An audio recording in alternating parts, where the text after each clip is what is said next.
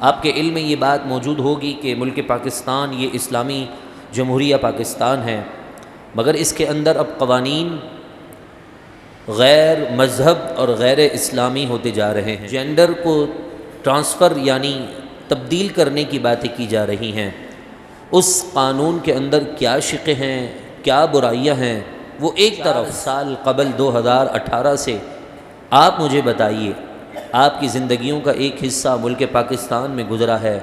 2018 سے لے کر 2022 تک کا جو ایام اور دن گزرے ہیں، اس میں کتنی تیزی کے ساتھ مسلمانوں پر آفتیں آئی ہیں۔ کبھی فائلر کے نام پر مسلمانوں کو لوٹا گیا، کبھی کرونا کے نام پر مسلمانوں کے مال کو دبایا گیا، اور کبھی آفت سیلاب کی وجہ سے، مہنگائی کی وجہ سے۔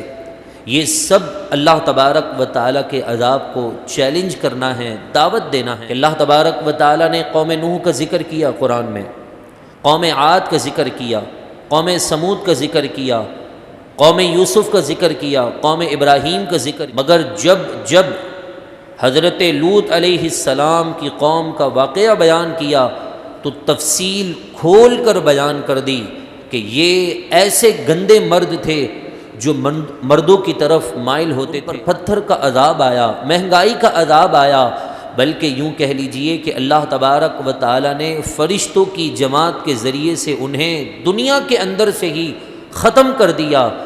وہ قوم لوط جن کا نام و نشان بھی باقی نہیں۔ گناہ یہی تھا جو آج پاکستان کے اندر قانون پاس ہونے جا رہا ہے۔